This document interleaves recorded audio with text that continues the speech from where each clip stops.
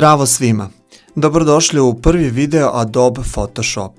Najprije ćemo se upoznati sa interfejsom ovog programa.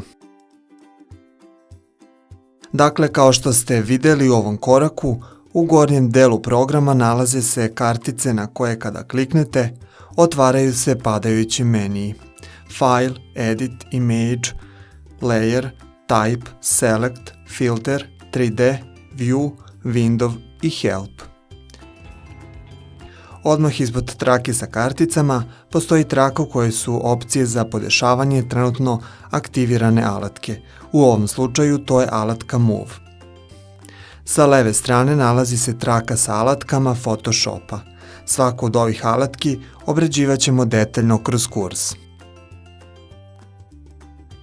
U desnom delu programa Color Swatches jesu palete. Kada kliknete levi klik na njih i držite ga, možete ih pomerati. Ispod se nalazi još paleta Channels, Paths, Layers i History. O njima će također tokom kursa biti reči.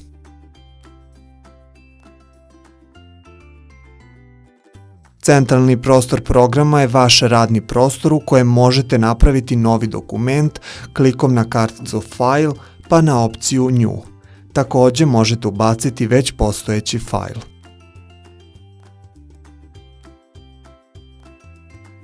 To je sve za ovaj video.